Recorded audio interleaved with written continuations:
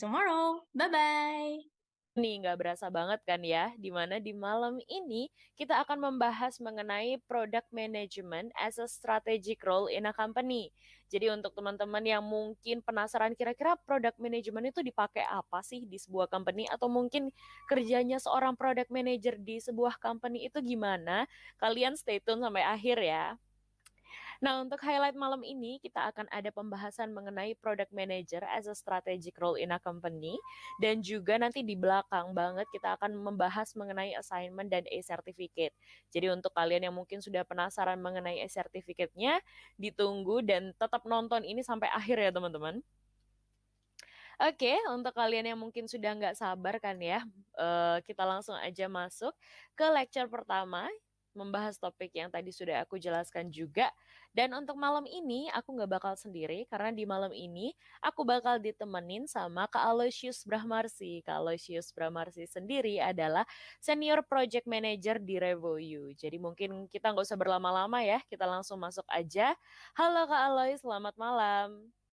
Halo semuanya, selamat sore dimanapun teman-teman berada. Perkenalkan sekali lagi nama aku Aloysius Brahmarsi, teman-teman bisa panggil aku Aloy, dan hari ini aku akan sharing ke teman-teman terkait Product Manager as a Strategic Role in a Company. Jadi hari ini teman-teman akan belajar ngapain aja sih Product Manager dalam sebuah perusahaan gitu ya.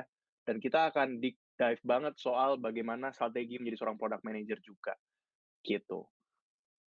Oke, tak kenal maka tak sayang. Perkenalkan sekali lagi teman-teman, nama aku Aloysius Brahmarsi. Walaupun sekarang aku kerja sebagai project manager, dulunya sebelum aku masuk ke Revoyu, aku kerja sebagai product manager di Indonesia.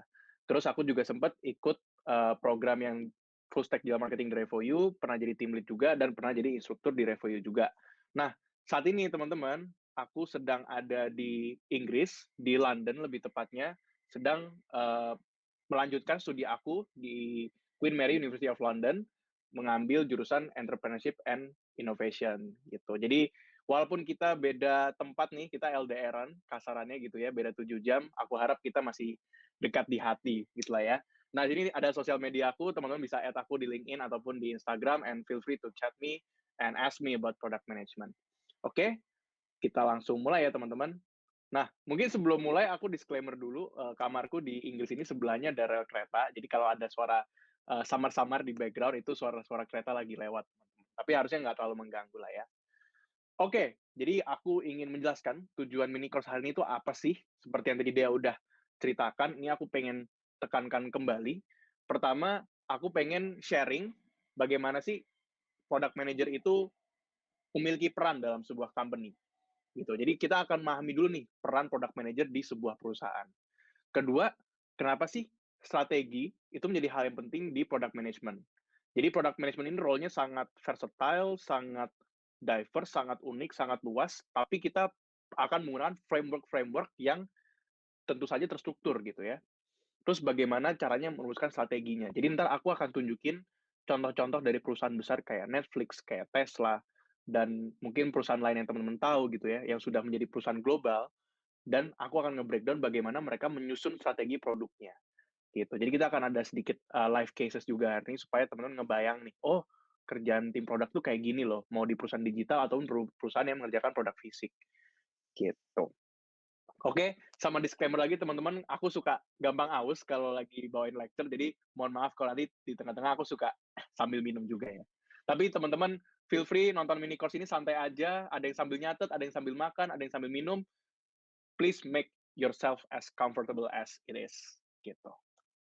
Oke, aku selalu suka ngebuka lecture aku atau sharing session aku dengan sebuah statistik gitu ya, dengan sebuah data. Karena product manager itu suatu role yang juga data driven. Jadi di sebelah kiri aku nih, di layar kiri aku nih, ada alasan-alasan kenapa perusahaan itu gagal gitu teman-teman. Perusahaan startup tuh gagal gitu. Nah, teman-teman bisa lihat yang paling atas, yang persentasenya 42% itu karena no market need atau karena tidak ada kebutuhan pasar, teman-teman. Nah, di sini aku bertanya kan, kok bisa sih startup ini gagal dan kok alasannya kenapa nggak ada kebutuhan pasar? Jadi kita tanya why, aku tanya why ke diriku sendiri, why gitu ya. Bisa jadi teman-teman, karena solusi yang ditawarkan itu tidak tepat sasaran, gitu kan. Produknya bagus banget, produknya itu oke, keren, tapi nggak ada yang make, gitu. Jadi nggak tepat sasaran. Atau mereka bisa menargetkan pasar yang salah, gitu ya. Jadi kemungkinannya dua tuh. Kita lihat kenapa itu bisa terjadi. Bisa jadi, kenapa target pasarnya itu salah, kenapa segala sesuatu yang terjadi itu tidak ada kebutuhannya di pasar. Bisa jadi karena nggak ada validasi dulu atau riset yang komprehensif sebelum produknya itu di-launch atau produknya dirilis gitu ke masyarakat. Dan bisa kita tanya lagi, kenapa kok nggak ada validasi? Padahal ini kan step yang penting ya. Kenapa nggak ada validasi? Bisa jadi karena tidak ada tim atau orang yang memiliki atau yang melaksanakan riset tersebut. Jadi nggak ada yang owning the project, nggak ada yang owning the product, gitu.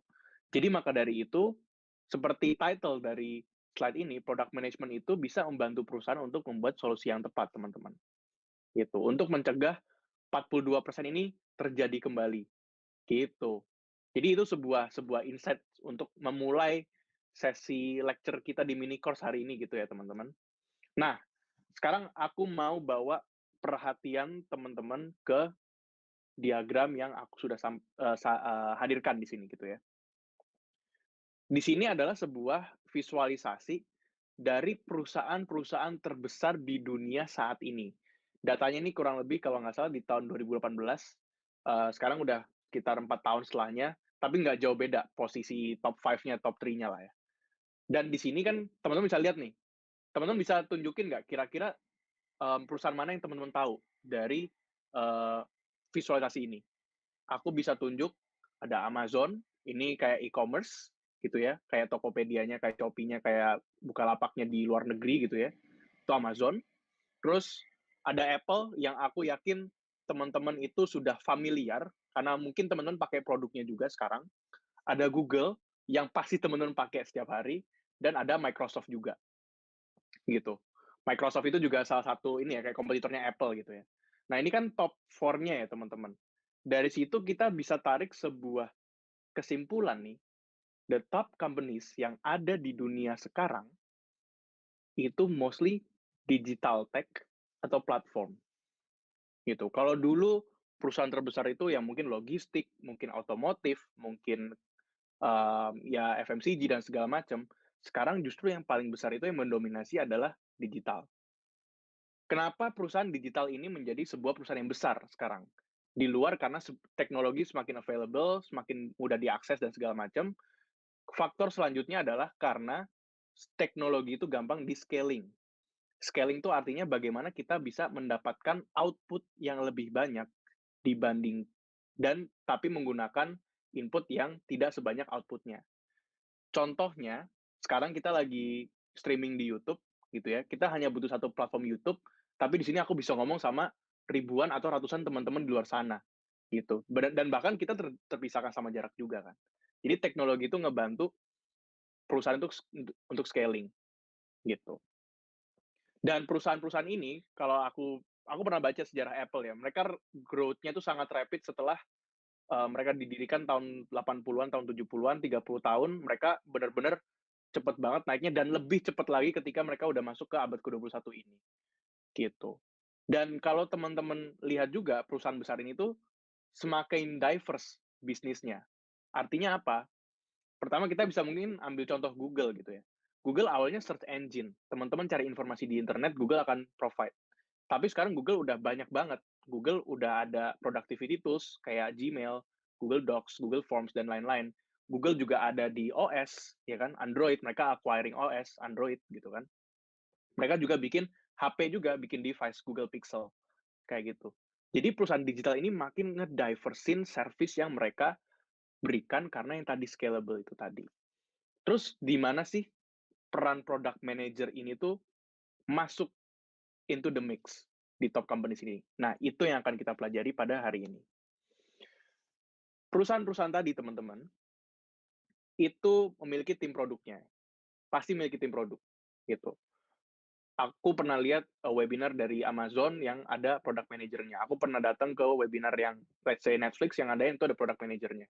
So, all of those companies, big companies, itu punya product manager. Dan di sini ada beberapa poin yang aku highlight. Kenapa sih perusahaan itu akhirnya memiliki sebuah tim produk. Keuntungannya itu apa sih? Pertama, product management itu mengurangi resiko gagalnya sebuah produk. Itu yang kita udah bahas di awal tadi ya, 42% itu kita minimalisir dengan adanya product management. Karena adanya validasi, karena adanya research, dan adanya pemahaman terkait customer-nya. Kayak gitu. Kita akan pelajari bagaimana caranya di kesempatan hari ini. Terus, product management itu dapat meneruskan suara pengguna untuk menambah value dari produk. Teman-teman, kalau teman-teman berharap pekerjaan product manager itu adalah pekerjaan yang duduk di balik layar setiap hari, teman-teman bisa mengubah mindset-nya menjadi product manager itu adalah orang yang keluar ke lapangan, gitu ya, ngomong sama user, cari tahu apa yang membuat mereka tuh frustrasi, apa yang membuat mereka itu nggak lancar hidupnya, gitu. Masalah mereka tuh apa? Atau bahasa kerennya, itu pain point-nya tuh apa sih dari pengguna-pengguna kita, gitu. Kalau kita tahu, oh ternyata misalnya Dea itu kesulitan waktu mau cari kendaraan untuk pulang, gitu kan. Kita bisa membuat sebuah produk yang menambah value dari hidupnya Dea tadi. Gimana caranya dapat kendaraan yang lebih mudah, itu contohnya. Jadi produk itu dibuat selain menambah value untuk perusahaan, tentu saja karena kita dapat uang gitu ya, dapat revenue, dapat pendapatan, buat user tuh juga valuable, gitu. Jadi itu peran keuntungan kedua kenapa product management itu ada, gitu. Ketiga, karena kita sudah ngomong ke user, kita udah tahu pasarnya kayak gimana, kita sekarang selaraskan, kita sinkronisasi. Oh, ini yang dibutuhkan pasar, ini tujuan perusahaan. Set, ketemu. Gitu. Dan terakhir, product management memastikan masa depan perusahaan. Karena apa? Ya tadi, kita ngurangin resiko. Melihat resiko aja sudah membutuhkan sebuah visi ke depan gitu kan. Terus kita bisa tahu apa yang dibutuhkan pengguna. Jadi secara nggak langsung kita bisa ngebantu memastikan masa depan perusahaan. Aku tahu aku selalu bilang jokes ini ketika aku bawain lecture aku gitu ya, soal introduction to product management. Tapi buat teman-teman yang sekarang punya pasangan dan kerjanya di dunia product management, itu teman-teman sangat beruntung karena masa depan perusahaan aja mereka pikirin, apalagi masa depan teman-teman. Ya nggak? Kayak gitu. But it's true, gitu kan. Gitu teman-teman. Ini keuntungan-keuntungan yang aku observasi, tentu saja pasti banyak versi dari sini, tapi kurang lebih kayak ginilah keuntungan dari perusahaan yang memiliki tim produk, gitu. Oke, itu introduction-nya teman-teman. I just set up a very nice, apa ya istilahnya, things, gitu ya, background, introduction terkait product manager itu secara gambaran besar itu hasil kerjanya seperti apa. Sekarang aku akan deep dive ke peran product manajernya. Kalian tuh akan ngapain nanti kalau jadi product manager gitu? Apakah benar-benar jadi seorang manager atau bagaimana? Gitu ya. Let's take a look. Oke, aku selalu bilang product manager itu kayak dirijen gitu ya. Kayak siapa ya? Kayak Erwin Gutawa misalnya. Yang memimpin sebuah orkestra yang membuat orkestra itu terlihat sinkron. Orang yang main biola, orang yang main violin, orang yang main bass, semuanya itu berjalan beriringan dengan baik dan menghasilkan sebuah karya musik yang indah gitu. Itu sama kayak product manager. Kita akan berbicara sama banyak tim, berbagai macam tim yang fungsinya berbeda-beda untuk membuat sebuah produk yang indah gitu. Jadi you are the leader of those teams gitu. Itu hal pertama yang aku pengen tekenin ke teman-teman. You are the leader gitu. Jadi kalian yang make the decision. Nah, ke siapa aja sih tim produk ini akan berkomunikasi gitu ya. Nah, di sini aku bisa breakdown dengan tiga hal gitu, dengan tiga bidang. Pertama, engineering, kedua, design, ketiga, bisnis. Dan kita akan breakdown satu persatu. Pertama, bisnis dulu.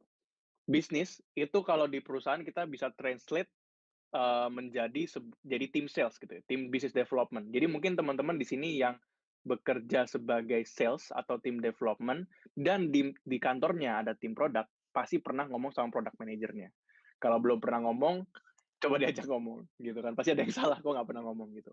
Nah, anyway, tim bisnis ini akan bekerja sama dengan product manager untuk nentuin nih skema harganya kayak gimana, skema marketingnya kayak gimana, gitu. Biar perusahaan itu profitable gitu ya. Jadi kalau sama tim bisnis, secara singkat itu UUD. Ujung-ujungnya duit. Gitu. That's the team business. Kedua, tim desain, teman-teman. Seperti namanya, jadi nanti teman-teman akan bekerja sama tim desain. Kalau teman-teman mau cari di source online, nama posisinya itu UI designer. UI designer, iya betul. Jadi tim UI designer ini akan bekerja sama tim produk untuk menentukan nih, bagaimana sih tampilan atau interaksi yang akan terjadi antara pelanggan dengan produknya. Gitu. Oh, habis klik button ini harusnya ke halaman ini. Habis klik button ini harusnya ini yang terjadi. Kalau tidak ada informasi ini yang terjadi. Itu berbicaranya dengan tim desain. Gitu. Dan yang terakhir adalah tim teknologi atau tim engineering. Nah, tim engineering ini mereka itu akan fokus ke how-nya, bagaimananya. Jadi teman-teman tuh kadang-kadang nggak harus ngasih tahu bagaimananya ke mereka kayak gimana. Yang teman-teman perlu lakukan sebagai tim produk adalah memberitahu apa yang ingin dibuat. Maka dari itu, teman-teman harus siapin nih requirement-nya seperti apa, dokumentasinya seperti apa, harapan implementasinya seperti apa, tujuan fiturnya apa, gitu. Yang mikirin bagaimana implementasinya, solusinya nanti diimplementasi, itu tim teknologinya, tim engineering-nya. Dari sini kan timbul pertanyaan ya, kalau aku harus bisa bisnis, harus bisa desain, sama harus bisa teknologi, engineering. Jawabannya teman-teman, nggak harus bisa semuanya. Nanti aku akan jelasin tipe-tipe product manager yang berbeda-beda, gitu ya. Tapi di sini, sebagai product manager, teman-teman tuh diminta gitu ya, dituntut untuk mengetahui paling tidak kulitnya saja, untuk mengetahui high levelnya saja. Jadi nggak perlu tahu bisa cara coding tuh kayak gimana, gitu. In some cases ya, nggak perlu tahu cara coding tuh gimana, nggak perlu tahu cara desain tuh gimana. Yang penting tahu gimana desain tuh terlihat cantik gitu kan, kayak gitu. Nah, kalau mau didetailin lagi, seperti ini. Jadi kan tadi tujuannya sudah aku breakdown ya. Di sini aku kasih contohnya aja sih, kayak apa aja sih contoh conversation yang terjadi antara product manager dan tim bisnis maupun tim desain maupun tim teknologi. Jadi mungkin aku fokus ke yang tim teknologi gitu ya, yang memang bakal sering banget uh, bersentuhan dengan product manager gitu. Jadi biasanya tim teknologi itu atau tim engineering itu akan nanya, apa sih tujuan dari fitur ini dibuat? Kenapa fitur ini dibuat? Mereka akan tanya itu, gitu kan? Karena mereka ingin ada rasa ownership-nya juga, gitu. Terus berapa waktu yang dibutuhkan atau berapa waktu yang Mas inginkan nih atau Mbak inginkan nih untuk fitur ini bisa di-deliver, gitu. Jadi ngomongin timeline, gitu. Terus fitur ini tuh bisa dibuat nggak sih dengan teknologi yang ada? Apa jangan-jangan teknologinya itu belum ada atau teknologinya kita belum familiar? Jadi kita butuh waktu yang lebih lama. Itu juga harus dipertimbangkan juga. Terus ada kesulitan nggak dalam ngerjain fitur ini? Gitu. Jadi biasanya kalau tim teknologi itu banyak banget hal-hal teknis yang harus diselesaikan gitu. Tapi lagi-lagi teman-teman nggak harus bisa IT teman-teman. Udah ada yang bisa IT teman-teman, yang penting ngarahin dengan baik aja. Gitu ya. Nah, di sini aku pengen jelasin juga kalau semakin besar perusahaan, semakin kompleks produknya, itu semakin banyak tim yang akan berinteraksi dengan PM atau product manager. Jadi kalau misalnya produknya itu, atau sorry, perusahaannya itu masih kecil, gitu ya, interaksinya tuh cukup ke engineer, cukup ke desain, terus udah PM, terus kadang-kadang CEO juga uh, ikutan gitu ya. Tapi kalau perusahaannya udah gede, teman-teman, udah gede banget nih, kayak misalnya teman-teman tahu lah ya perusahaan-perusahaan unicorn atau decacorn gitu, itu interaksinya akan lebih kompleks lagi, gitu, akan lebih granular lagi bahasanya. Jadi dia akan berinteraksi sama desainer, sama researcher, sama tim marketing, sama tim finance, sama tim business ops, dan lain-lain yang aku tuliskan di sebelah kanan layar ini. Gitu. Jadi bakal banyak banget stakeholder yang teman-teman harus pertimbangkan gitu. Key takeaway-nya dari sini teman-teman, bukan karena semakin banyak itu semakin menyeramkan gitu ya. Tapi dengan semakin banyaknya tim yang berinteraksi dengan product manager, justru di sini teman-teman dilatih untuk bagaimana sih berinteraksi dengan tim yang berbeda-beda kebutuhannya, yang berbeda-beda keinginannya, dan berbeda-beda masalahnya, gitu. Itulah dimana seorang product manager tuh benar-benar diuji nih. Oh, kayak gini caranya, gitu. Nah, seperti yang tadi aku bilang gitu ya, ada banyak banget variasi dari product manager. Dan di sini akan menentukan peran atau skill yang dibutuhkan oleh seorang product manager. Nah, ini teman-teman udah bisa mulai mapping ini. Teman-teman kan saat ini mungkin ada yang sedang menuntut studi tingkat akhir, ada yang sudah bekerja di bidang tertentu gitu kan. Pasti teman-teman tahu nih, oh aku tuh jago di bidang ini loh, aku tuh excel at this field gitu kan. Nah, di product manager itu juga ada tipe-tipe product manager juga gitu. Jadi aku jelasin dari yang paling kiri dulu, yaitu teknologis. Teknologis itu orang yang sangat teknis. Jadi buat teman-teman yang sekarang kuliahnya computer science atau di IT atau sistem informasi, menurutku teman-teman cocok untuk jadi product manager yang teknologis ini. Karena dia sangat teknis. Dan fokusnya itu ke teknologi, teman-teman. Nah, jenis produknya apa aja sih yang di-handle sama PM teknologis ini? Biasanya produk back-end. Produk back-end itu bisa dibilang sebagai logic atau otak di balik sebuah platform gitu ya. Itu back-end namanya. Jadi kayak kalau kita klik ini muncul logic seperti ini, nah itu yang mengatur sistem back-end-nya gitu. Atau produk seperti software as a service atau singkatannya SaaS atau platform B2B. Nah, di sini aku udah kasih contoh di bawahnya, itu Amazon Web Services. Jadi teman-teman, Amazon Web Services itu apa? Bayangkan teman-teman ingin memulai sebuah perusahaan, terus teman-teman butuh hosting server nih untuk menyimpan data-data digital dari perusahaan teman-teman gitu kan. Nah, teman-teman bisa pakai Amazon Web Services ini. Gitu. Dan pastikan PM-nya memikirkan ya bagaimana kalau ntar ada jutaan data, ada puluhan ribuan data yang di-store di dalam server gitu, itu perkembangannya kayak gimana. Nah, itu cocok untuk teman-teman yang latar belakangnya emang kuliah di IT. Terus kita masuk ke yang business oriented dulu, yang sebelah kanan dulu. Jadi kalau business oriented, itu aku bisa bilang cocok untuk teman-teman yang kuliahnya sekarang atau studinya di area bisnis, manajemen, entrepreneurship, dan ya ininya lah ya, sejenisnya lah ya, gitu. Jadi latar belakangnya bisnis, teman-teman, oh ya ekonomi juga masuk gitu. Jadi latar belakangnya bisnis, teman-teman tahu bagaimana cara melakukan perhitungan bisnis, bagaimana teman-teman bisa melihat opportunity bisnis juga, gitu. Dan fokusnya itu memaksimalkan metrik atau tolak ukur bisnis. Ya nggak jauh-jauh dari cost, dari profit, gitu kan, dari loss juga atau kerugian. Dan itu akan jadi fokusnya PM yang business oriented. Produknya itu B2C. Jadi B2C itu business to customer atau consumer. Jadi teman-teman langsung berinteraksi sama si konsumernya langsung. Jadi bayangin consumer app kayak e-commerce, ride hailing, streaming app, itu business oriented PM bisa masuk banget. Kayak gitu. Nah, kalau dua PM-nya yang sebelah kiri dan sebelah kanan itu bisa kita klasifikasi sebagai spesialis, gitu ya. Satu spesialis di teknologi, satu spesialis di bisnis.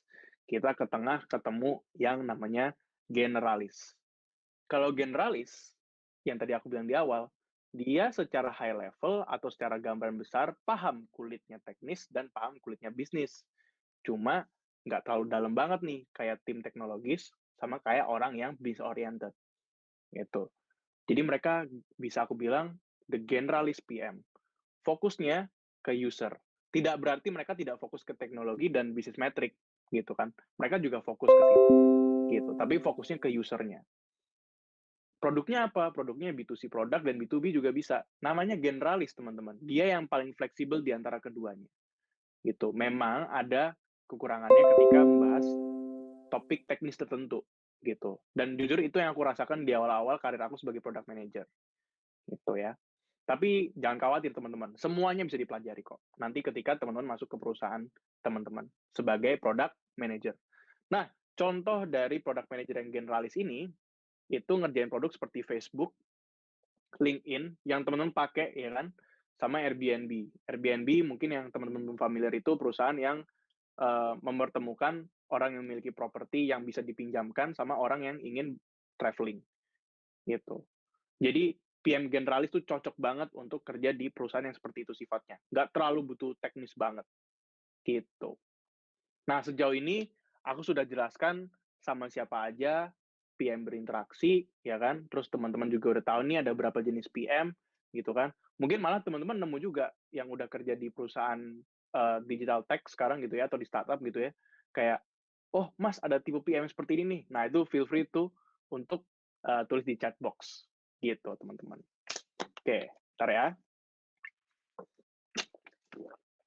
Minum dulu. Oke, kita udah tahu PM itu berinteraksi sama siapa aja, terus nanti sifat-sifat PM itu seperti apa. Sekarang kita mau lihat day to day-nya, tanggung jawabnya itu ngapain, gitu. Kesehariannya itu ngapain sih PM? Pertama, PM itu harus memahami kebutuhan user. Tadi ini sebenarnya salah satu keuntungan juga ya dari memiliki tim product manager di awal gitu. Jadi kita harus paham dulu kebutuhan usernya tuh apa sih. Nah, cara taunya gimana? Cara taunya kita ya ngomong ke usernya langsung, pakai interview, fokus group discussion, jadi kita ngundang banyak user sekaligus, kita bisa-bisa jadi tim-tim kecil gitu, terus mereka diskusi.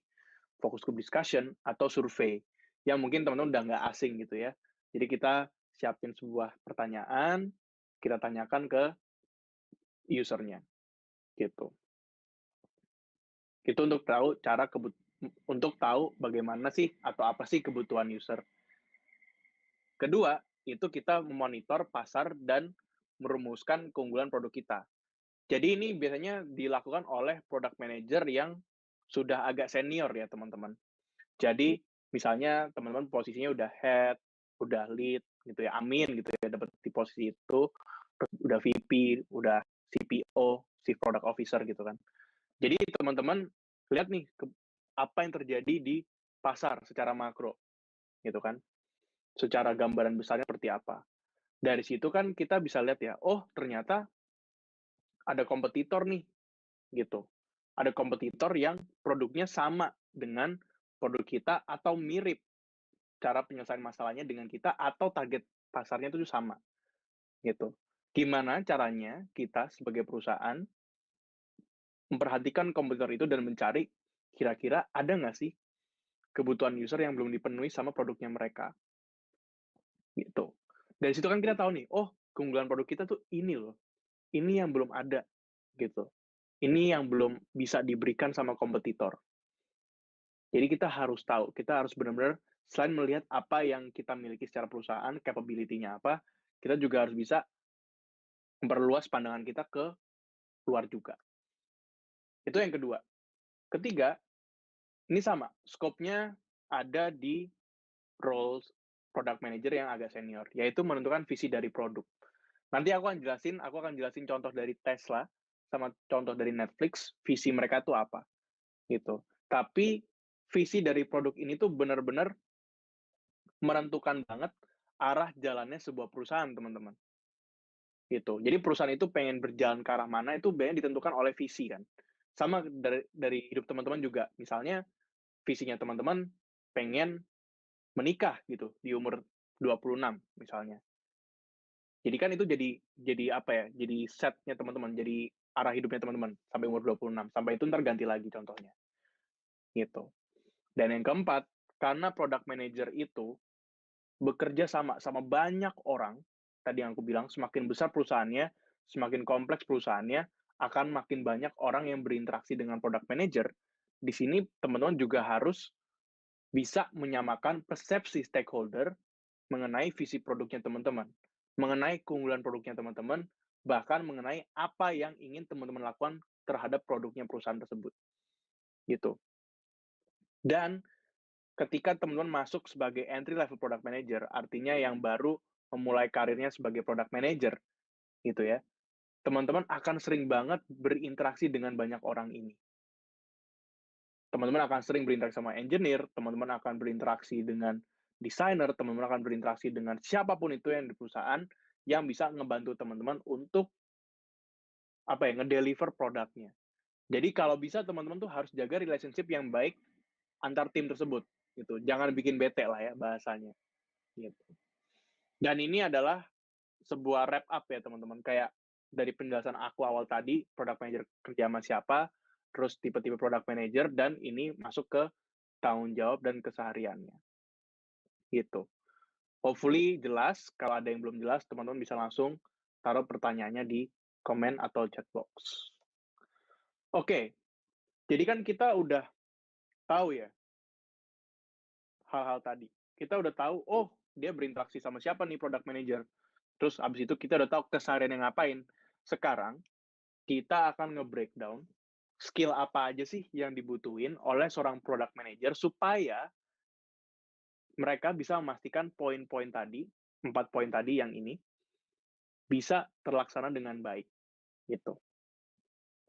Nah, sekarang kita masuk ke beberapa tipe skill dulu. Ada 3 tipe skill yang paling tidak harus dikuasai oleh product manager.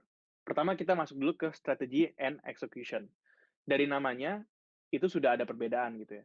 Kalau strategi, itu lebih ke arah bagaimana kita melihat sebuah masalah dan bagaimana kita nge-overcome masalahnya supaya kita bisa lebih maju, gitu kan. Atau bagaimana ketika kita dihadapkan di sebuah situasi, bagaimana kita bereaksi terhadap situasi tersebut. Itu strategi. Kalau eksekusi, itu lebih ke lapangannya. Bagaimana kita udah bikin sebuah rencana, kita implementasi secara langsung. Di strategi and execution ini, teman-teman, ada 5 sub skill lagi, ada 5 skill yang lebih detail lagi.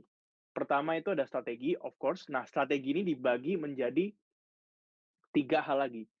Problem solving, ini adalah skill yang harus dimiliki oleh product manager, teman-teman. Teman-teman harus punya, kayak mata ketiga untuk melihat sebuah masalah, gitu. Harus punya keinginan untuk memecahkan sebuah masalah, itu pertama. Kedua, prioritization. Artinya apa? Teman-teman itu kan akan bekerja dengan tim yang resource-nya terbatas ya, teman-teman. Teman-teman nggak punya duit unlimited gitu, ada batasannya juga.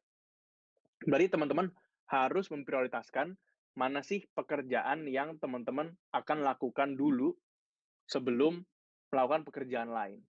Itu maksudnya prioritization di situ. Gitu. Jadi teman-teman lihat mana yang urgent, mana yang penting, dan mana yang bisa dilaksanakan sama tim. Gitu. Ketiga itu road mapping. Road mapping itu lanjutan dari prioritization. Artinya, teman-teman udah memprioritaskan nih, oh ini adalah hal-hal yang ingin aku lakukan, yang ingin tim lakukan. Road mapping itu kayak menentukan berapa lama atau sampai kapan masing-masing item tadi atau hal tadi itu dilakukan. Itu namanya road mapping. Gitu. Terus ada crafting, crafting itu lebih ke menyusun beberapa poin strategi tadi. Ketiga, itu delivery. Nah, teman-teman pasti pernah dengar atau pernah lihat gitu ya, Kak, bedanya project manager sama product manager itu apa? Gitu. Nah, di bagian delivery, kita dituntut untuk memiliki skill project management juga, teman-teman. Jadi project management itu bagian dari product management. Jadi kalau aku gambar lingkaran, lingkaran besarnya adalah product manager, terus ada sebuah lingkaran di dalam lingkarannya itu project management. Karena kita dealing sama orang-orang, kita dealing sama stakeholder, kita dealing sama deadline, kita dealing sama yang namanya timeline. Gitu. Itu delivery.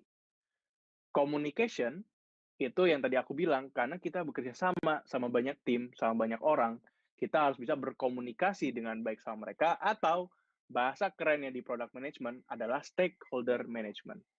Gitu. Stakeholder management itu, kita bisa bilang seseorang itu stakeholder gitu ya, ketika dia ada kebutuhan terhadap bisnis kita. Gitu. Jadi kayak user, kayak CEO, kayak tim bisnis, itu menjadi stakeholder kita, karena mereka butuh kita, atau kita yang butuh mereka. Gitu. Dan yang kelima, itu kolaborasi. Again, ini ada hubungannya sama komunikasi juga, teman-teman. Ada hubungannya sama delivery juga. Gitu. Nah, sedikit intermezzo juga ya, kalau project manager, biasanya teman-teman, itu pekerjaannya selesai ketika project-nya udah selesai nih. Oh, project-nya 3 bulan, terus udah habis nih waktu 3 bulannya, udah jadi, udah deliver, udah masa tenggat gitu ya, cut off, selesai, that's it, gitu. Kalau product manager, selama produknya itu masih ada di pasar, masih ada user-nya, kita akan terus melakukan yang namanya continuous improvement. Kita akan terus meng-improve produknya supaya produk itu tuh makin valuable buat perusahaan maupun buat si user-nya juga, gitu. Jadi itu perbedaan fundamental product manager sama project manager gitu ya.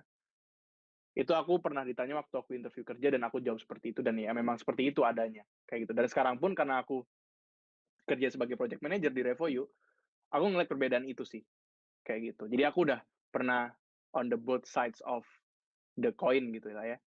Pernah jadi product manager, pernah jadi project manager juga. Gitu. Oke, itu strategi and execution. Sekarang kita masuk ke domain expertise. Domain expertise itu maksudnya bagaimana kita menguasai suatu bidang tertentu, teman-teman. Di product management itu ada 4 bidang, dan aku bilang mungkin nggak terbatas 4 bidang ini, tapi ini yang aku lihat gitu ya, yang teman-teman bisa kuasai. Ada data.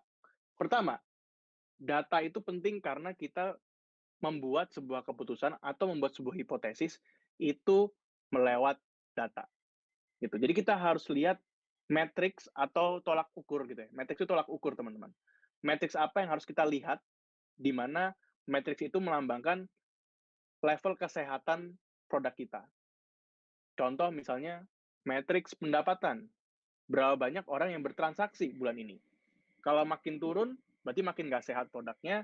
Kalau misalnya makin tinggi, berarti makin sehat produknya. Gitu.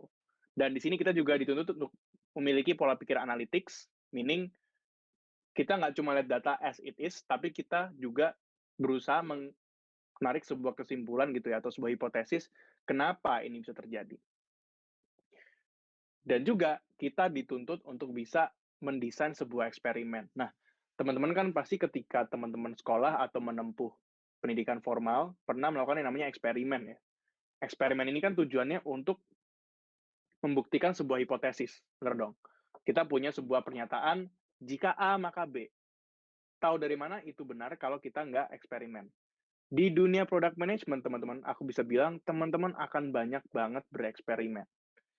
Dan kalau teman-teman tahu, eksperimen itu pasti ada aja yang gagal. Nggak semuanya berhasil. Itu udah hukum alam mungkin ya. Gitu. Dan itu nggak apa-apa. Dan itu adalah sebuah hal yang ngebuat role product manager itu menarik justru. Kita searching for the answer. Kita searching for the single source of truth.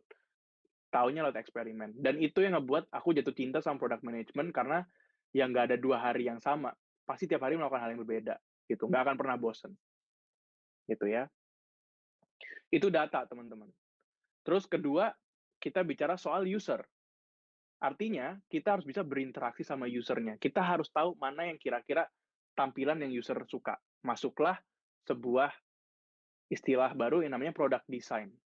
Gitu. Secara simpel, product design itu bagaimana sih sebuah produk itu ditampilkan ke hadapan sebuah user.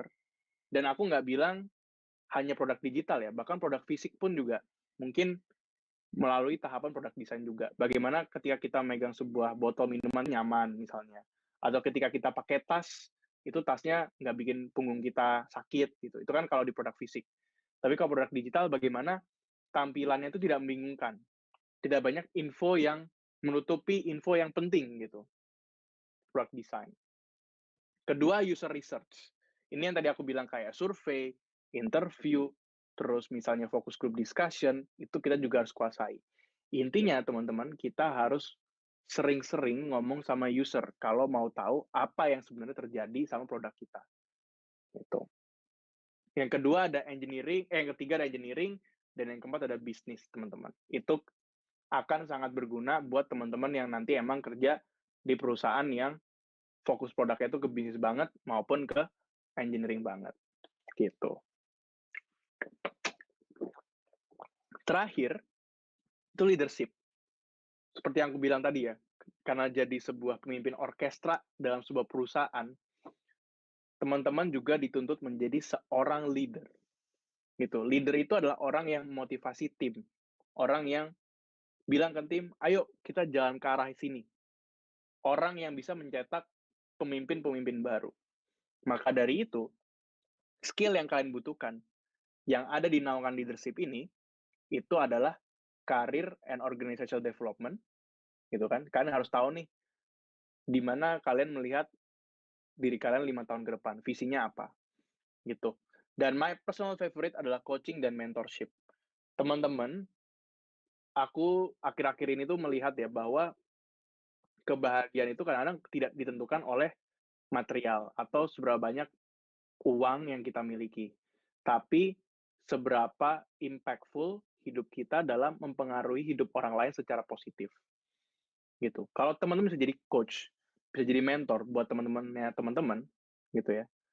Misalnya ada teman yang butuh bimbingan gitu kan, ada teman yang butuh bantuan gitu, terus teman-teman bisa ngajarin dan itu ngubah kehidupan teman-temannya teman-teman jadi lebih baik, itu teman-teman udah memberikan apa ya, sebuah value lah ya, gitu. Value leadership, yaitu coaching dan mentoring. Dan yang terakhir, dan aku bisa lihat ini di semua product manager yang aku kenal, mereka itu nggak cepat puas, teman-teman. Wah, udah bagus nih peningkatan sales-nya, udah gitu. Nggak ada yang pola pikirnya kayak gitu. Nggak ada yang fixed mindset bahasanya. Semuanya punya growth mindset. Artinya, mereka akan selalu melihat kesempatan untuk mengimprove sebuah sistem. Mereka nggak akan cepat puas. Gitu. Leader itu nggak cepat puas. Gitu. Jadi, 3 hal inilah skill yang paling tidak harus teman-teman miliki sebagai product manager ketika teman-teman ingin memulai karir teman-teman di dunia product management. Begitu. Nah, ini aku jelasin sedikit soal career path-nya ya teman-teman, sama istilah-istilah di career path product manager. Jadi, level satunya teman-teman, yang paling entry level banget, itu namanya APM, atau Associate Product Manager. Biasanya, year of experience-nya itu 0 sampai 2 tahun, gitu ya. Jadi kalau teman-teman baru mulai shifting ke product manager, terus pengen job seeking, cari yang tulisannya Associate Product Manager, karena itu biasanya yang experience-nya itu di bawah 1 tahun. Buat teman-teman fresh grad atau career switcher, itu cocok banget. Terus level kedua, itu adalah level Product Manager atau PM. Years of experience-nya itu 1 sampai 3 tahun. Gitu. Itulah di mana aku berada saat ini. Gitu. Ketiga, itu Senior Product Manager atau SPM, sama Lead PM. Itu experience-nya ya bisa bervariasi, bisa 3 sampai 5 tahun, bisa 3 sampai 10 tahun, tergantung perusahaannya. Keempat, itu ada Head of Product, ketika experience teman-teman udah lebih dari 5 tahun, atau teman-teman juga bisa jadi VP of Product. Gitu. Dan yang paling tinggi di ladder product management atau di karir product management itu adalah CPO atau Chief Product Officer. Nama lainnya itu CIO, Chief Innovation Officer. Gitu. Itu udah ladder paling tinggi gitu ya. Kalau teman-teman nggak cocok atau nggak puas jadi CPO, bisa jadi CEO gitu ya. Jadi nggak banyak teman-teman product manager yang beralih menjadi seorang founder atau menjadi seorang entrepreneur gitu. Kalau teman-teman tahu CEO-nya YouTube gitu ya, sekarang dulu dia adalah seorang product manager juga gitu. Jadi kalau teman-teman suatu hari nanti bermimpi untuk menjadi seorang CEO atau mendirikan sebuah perusahaan sendiri, menjadi product manager itu adalah career path yang tepat teman-teman gitu. Karena track record-nya udah terbukti juga. Gitu. Karena kan product manager itu kan tadi ya, dia berinteraksi sama banyak orang, dia berinteraksi dengan banyak stakeholder, jadi dia tahu bisnis proses dari berbagai macam bidang dan akhirnya dia bisa ngebuat perusahaan sendiri. Gitu. Oke, secara garis besar, gitu ya teman-teman, ini loh siklus dari product life cycle atau product development process yang biasanya terjadi di sebuah perusahaan. Gitu. Jadi pertama, ada fase discovery, discovering a problem atau menemukan masalah. Jadi di sini kita melakukan market research, menentukan product matrix kita atau tolak ukur keberhasilan kita itu di fase 1, defining our problem. Sorry, discovering our problem. Kedua, kita menentukan masalahnya itu apa. Kita defining the problem. Jadi kita melakukan research lebih dalam, namanya product research. Kita memprioritaskan masalahnya apa, terus kita berkomunikasi dengan tim untuk ngasih tahu, ini adalah masalah yang kita hadapi saat ini. Gitu. Ketiga, setelah kita mendefinisikan masalahnya, kita udah prioritaskan, saatnya sekarang kita nentuin solusinya itu akan seperti apa. Jadi kita akan mengkonsepkan solusinya, kita akan memprioritaskan solusinya, terus kita juga akan terus menjaga komunikasi kita ke tim yang berhubungan untuk implementasi solusinya. Biasanya tim engineering atau tim teknologi. Gitu. Dan yang keempat, itu masuk ke fase delivery. Kita udah tahu solusinya kira-kira seperti ini, saatnya kita bikin produknya. Kita eksperimen, kita launch produknya, dan kita tentuin go to market strateginya seperti apa. Gitu. Go to market strategi itu kayak strategi pemasarannya lah ya. Gitu. Makanya penting juga nih sebagai seorang product manager itu untuk mengetahui sisi-sisi marketing gitu. Makanya waktu itu aku sempat belajar di dalam marketing karena tujuannya untuk tahu hal ini. Gitu, teman-teman. Dan ini sebuah siklus. Artinya tidak akan pernah selesai, tidak akan pernah berhenti. Ini akan terus berjalan. Kayak gitu. Itulah yang tadi aku bilang ngebedain product manager dan project manager. Oke, kita udah lihat pengantar gimana, kita udah lihat peran product manager seperti apa, kita udah lihat career path product manager seperti apa, sampai kita udah tahu nih kayak day to day product manager itu seperti apa. Sekarang kita lihat strategi apa aja yang bisa diimplementasi di dunia product management. Oke, teman-teman, sebelum aku lanjut ke lecture-nya, di sini ada 8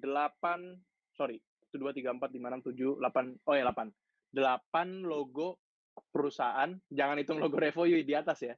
8 logo perusahaan besar di dunia. Nah, aku pengen tahu teman-teman familiar nggak sama produknya? Kalau familiar, boleh tulis di komen ini nama produknya apa dan mereka bikin apa sih produknya, gitu. Pasti teman-teman pernah lihat logonya dong, beberapa perusahaan ini, atau mungkin udah pernah lihat semuanya, gitu. Coba tulis di komen, kira-kira ini produk apa sih, jualan apa sih, gitu ya, bahasa simpelnya gitu kan. Dan mungkin teman-teman ada yang pakai produknya juga, gitu. Wah, ada yang bilang familiar sama semuanya, keren. Gitu. Ada yang bilang Tesla mobil listrik, yes, betul. Terus ada SAP ERP, oke, ERP Enterprise Platform gitu ya. IKEA Furniture, oke, berarti good, teman-teman familiar kalau tidak sama beberapa, sama semua logo yang ada di depan layar teman-teman sekarang gitu ya. Pertanyaannya teman-teman, selanjutnya, kira-kira apa sih yang ngebuat produk-produk dari perusahaan tadi itu berhasil? Apa yang ngebuat nama-nama perusahaan tadi itu jadi nama-nama terbesar di dunia sekarang? Kira-kira apa, teman-teman? Bisa teman-teman kayak kira-kira nggak? Oh, gara-gara ini kalau gitu. Makanya Tesla bisa jadi produk yang gede, gitu kan. Kita lihat nih, comment box, teman-teman boleh lihat nanti jawabannya apa aja, tapi aku akan share jawabanku gitu ya. Aku melihat mereka itu memiliki visi produk, jadi product vision, dan strategi yang berkelanjutan. Jadi lihat highlight aku di sini ya. Visinya jelas dulu, terus strategi yang diimplementasi juga berkelanjutan. Gitu. Di luar itu pasti mereka punya produk yang oke, kualitasnya bagus, ya kan, marketingnya juga mungkin oke, ya kan. Tapi paling tidak secara fondasi, visi produk dan strateginya berkelanjutan. Gitu. Tapi teman-teman bisa come up with a lot of answers. Ini aku juga bilang, mungkin ini bukan jawaban yang paling definitif gitu ya, tapi ini yang aku perhatikan gitu kan. Nah, sekarang aku ambil 2 contoh Tesla dan Netflix, teman-teman. Jadi di sini teman-teman bisa melihat perusahaan yang menjual produk fisik gitu ya, sama yang menjual produk digital. Kita mulai dengan Tesla. Visinya Tesla, kalau aku kutip, itu adalah create the most compelling car company of the 21st century by driving the world's transition to electric vehicles. Artinya, secara gampang gitu ya kita bahasakan, Tesla tuh pengen lihat suatu hari nanti kita bangun dari kasur kita lihat keluar, semua mobil di abad ke-21 adalah mobil listrik. Itu ya. Itu bahasa simpelnya. Di situ pasti mereka berinovasi, mereka mikirin teknologi yang dipakai seperti apa. Di luar itu pasti ada proses R&D-nya lah. Kayak gitu. Tapi aku akan kasih tahu rencana dalam tanda kutip tersembunyi Elon Musk dalam membuat strategi ini atau visi ini menjadi sebuah kenyataan. Jadi foundernya itu Elon Musk, teman-teman, untuk yang belum tahu. Nah, pertama, teman-teman, supaya visinya tercapai, supaya semua orang akan pakai mobil listrik di abad ke-21, strategi pertama Tesla adalah mereka ngebangun mobil sports. Mobil sports, teman-teman. Namanya Roadster. Dan kalau namanya mobil sport, apalagi elektrik, harganya pasti mahal. Pasti target marketnya target market premium. Iya nggak sih? Mereka pengen lihat orang-orang yang emang automobil enthusiast. Orang-orang yang suka mobil, orang-orang yang suka traveling mungkin. Dan orang-orang yang suka high performance car. Gitu. Mereka menghadirkan sebuah preposisi di mana mobil listrik sport itu sama baiknya atau lebih baiknya dibanding mobil listrik BMW atau Mercedes. Gitu. Penjualannya meroket, banyak yang beli gitu ya. Teman-teman bisa lihat nanti di source online mungkin hasil penjualannya berapa. Cuma dari uang yang mereka dapatkan yang banyak itu, mereka tuangkan ke R&D-nya untuk bikin mobil yang lebih affordable atau mobil yang lebih murah gitu ya. Jadi mereka bikinlah mobil selanjutnya. Model X lah, model model 3 lah, model S lah gitu. Jadi mereka bikin mobil yang mahal, gunain duitnya untuk bikin mobil yang lebih murah. Dan apa yang terjadi, teman-teman, ketika mereka bikin mobil yang lebih murah, karena harganya lebih murah, pasti akan semakin banyak orang yang pakai. Bener nggak sih? Karena makin murah, terus teknologinya teknologi listrik gitu kan. Terus sekarang orang juga udah mulai aware soal isu-isu di lingkungan gitu kan. Dan mereka melanjutkan strategi ini sampai akhirnya mereka bikin mobil terbaru itu di Model 3 kalau nggak salah tahun 2018 gitu. Jadi duit R&D dari penjual mobil yang mahal dipakai untuk R&D untuk bikin mobil yang lebih murah, dipakai lagi untuk bikin yang mobil lebih murah lagi. Tujuannya supaya orang mau beli. Gitu. Di luar itu makin banyak apa ya, sebuah gerakan-gerakan ini ya, environmental yang mendorong user itu makin conscious, makin sadar terhadap isu lingkungan. Jadi regulasi pemerintah juga bermain di sini. Gitu. Tapi kita nggak akan bahas itu karena itu faktor eksternal. Yang aku ingin bahas adalah faktor internalnya aja nih. Mereka tahu untuk mewujudkan hal tersebut, mereka melakukan hal ini. Dan ini semua tertuang di secret plan-nya Elon Musk di website Tesla. Jadi aku pernah baca waktu itu untuk tugas kuliah dan aku lihat ini kayak wah ini keren banget sih, ini visioner banget sih si Elon Musk waktu itu. Gitu kan. Nggak heran banyak orang yang mengadmire dia sekarang. Gitu. Oke, itu produk fisik. Sekarang kita masuk ke produk digital, yaitu Netflix. Gitu kan. Netflix itu sebuah platform yang fungsinya itu untuk streaming film secara online gitu ya. Jadi teman-teman nggak harus ke bioskop lagi, teman-teman tinggal di rumah, nonton lewat layar HP, lewat layar laptop, atau mungkin di TV, udah.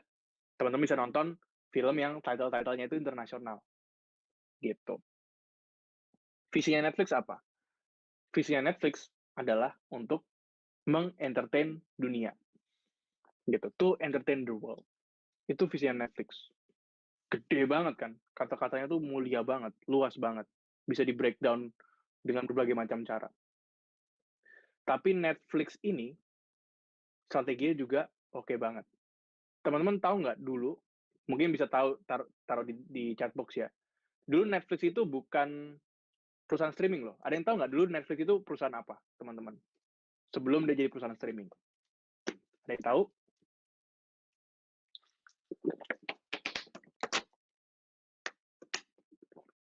Jadi Netflix dulu waktu didirikan tahun 1997, teman-teman. Kalau nggak salah 1997 ya. Itu mereka mulai dari perusahaan rental DVD. Mereka bukan perusahaan online streaming dulu. Mereka mulai dulu rental DVD dulu. Mereka jadi kayak dulu kayak kita mau pinjem DVD gitu kan. Oh, ada film baru nih. Ada apa dengan cinta gitu kan. Kita pergi ke sana, kita ambil kasetnya, kita bilang, "Mas, mau pinjam seminggu." Bayar sekian, seminggu kemudian kita balik. Kalau nggak balik kita didenda gitu kan. Dulu Netflix kayak gitu awalnya. Terus berkembanglah ekosistem Netflix, teman-teman. Mereka sekarang menjadi sebuah company distribution and production of movies. Gitu. Jadi kalau teman-teman bukan Netflix sekarang, terus mungkin nonton salah satu favorit series teman-teman, terus tulisannya tuh Netflix original series, artinya itu Netflix yang nge-produce dengan kerjasama dengan production house. Gitu. Dan Netflix menggunakan platformnya yang subscribernya sudah ratusan juta untuk mendistribusikan filmnya. Kayak gitu. Dan aku akan breakdown in a minute juga strategi Netflix secara lebih detail gitu ya. Tapi intinya sekarang Netflix itu bisa dimainkan, bisa diputar di berbagai macam device. Nggak cuma lewat HP, nggak cuma lewat laptop, tapi lewat gaming consoles, lewat televisi juga bisa. Gitu. Jadi udah luas banget. Ini adalah keuntungan kenapa sih penting untuk memiliki sebuah produk strategi. Gitu. Jadi produk strategi itu benar-benar mendefinisikan tujuan dari produk kita tuh apa.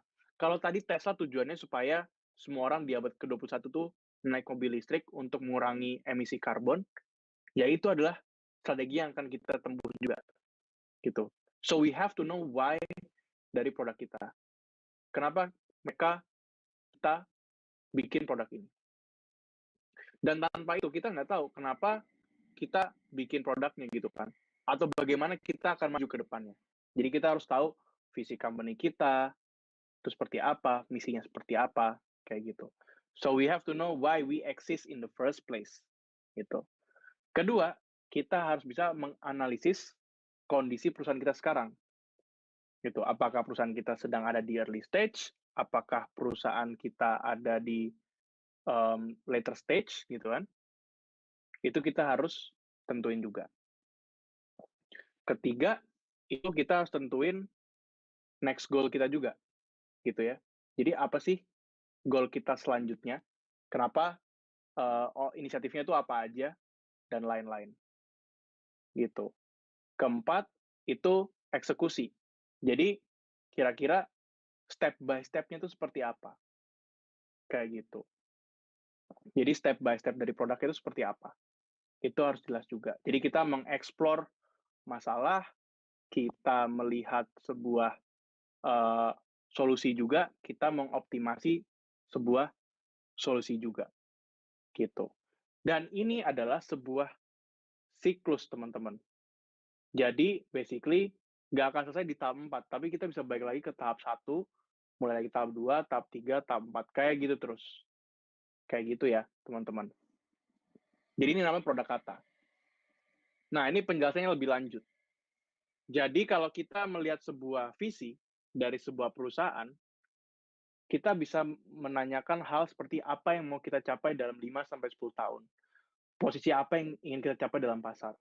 Itu biasanya yang menentukan adalah CEO atau senior leadership-nya.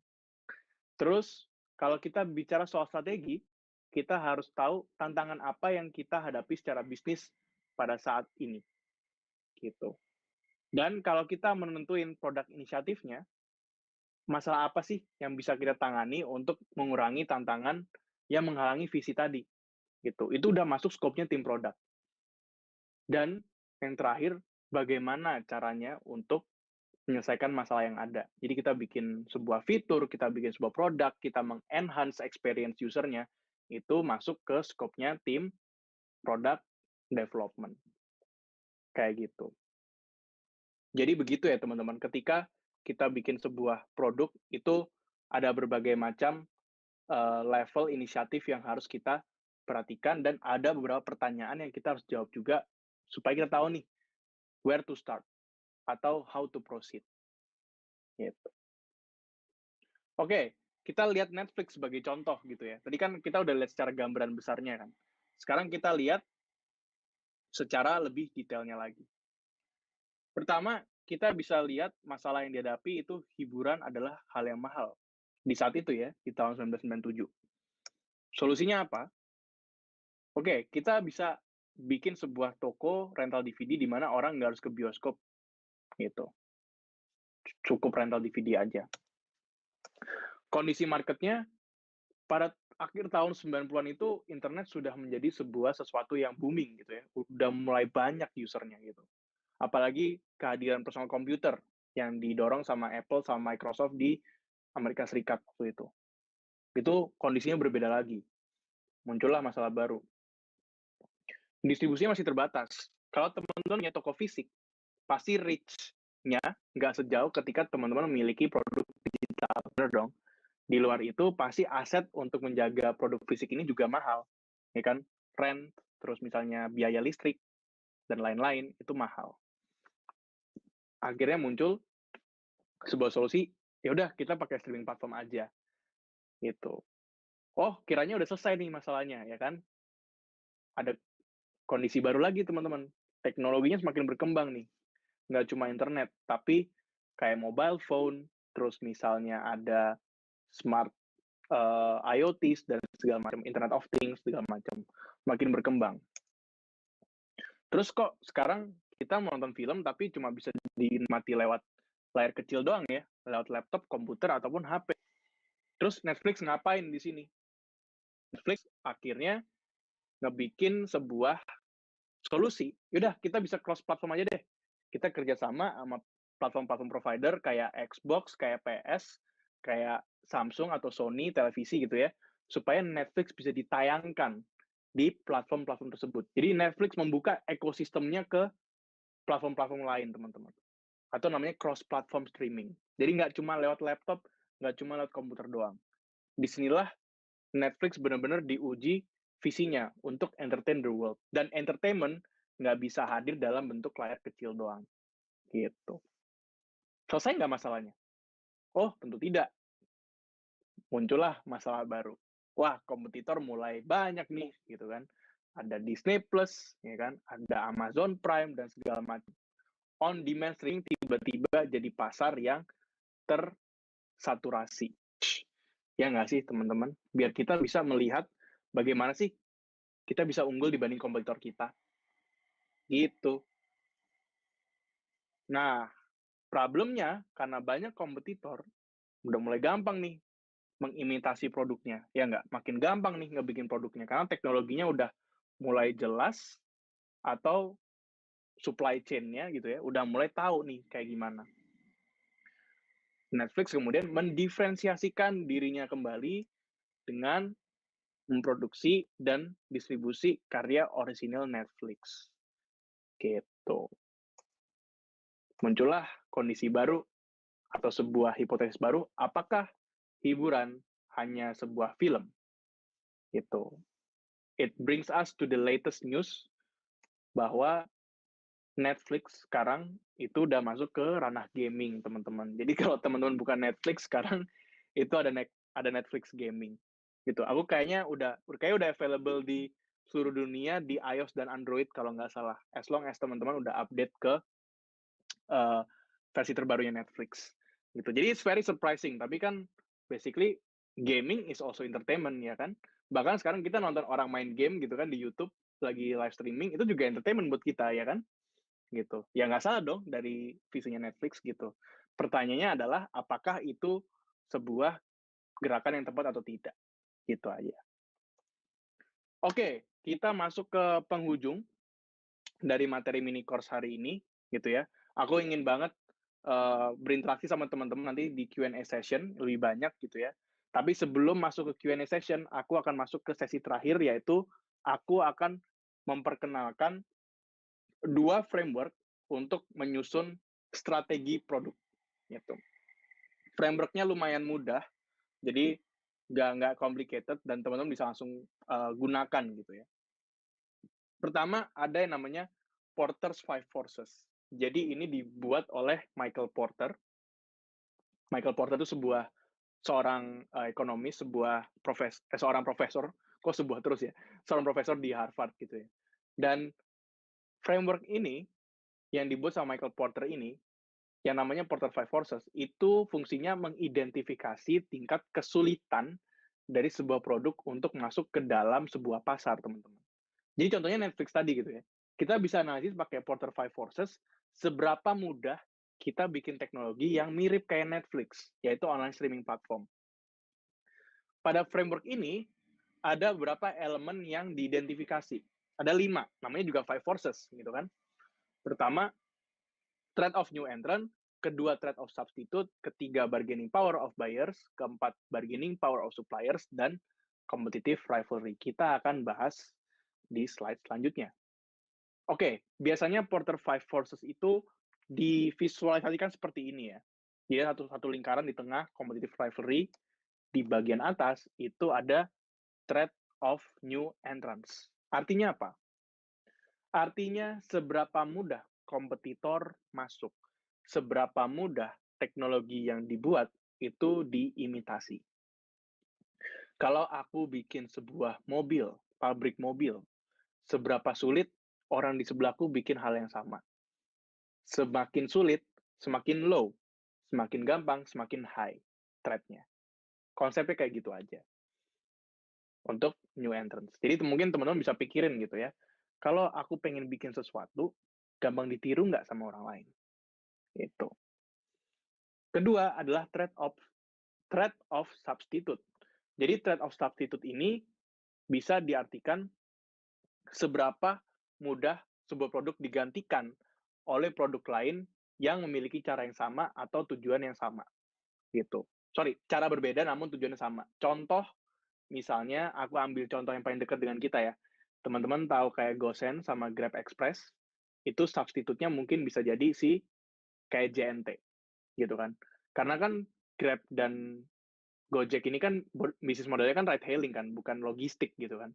Tapi saingannya sama orang logistik gitu. Itu menjadi substitut juga gitu. Ada juga fakta menarik teman-teman. Jadi aku pernah dengar gitu ya dari profesor aku dan dari teman aku juga, substitute itu kadang-kadang sesuatu yang tidak kita ekspektasi. Jadi contoh kayak gini, waktu itu aku ditanya, menurut kamu substitute dari airline industry itu apa? Industri apa? Pesawat terbang. Jawaban obvious-nya atau jawaban jelasnya kan ya mungkin pakai kereta, mungkin pakai mobil, mungkin pakai apa namanya? Kapal feri gitu kan. Mode transportasi yang lain. Tapi waktu itu profesorku bilang, itu benar. Tapi coba kamu ambil perspektifnya kayak gini, kalau ngomongin trade of substitute. Kamu harus tahu dulu tujuan orang kenapa terbang, gitu kan. Ada beberapa banyak tujuan sih orang tuh terbang. Ada yang bisnis trip, ada yang emang liburan, dan lain-lain. Let's say kita bilang bisnis trip.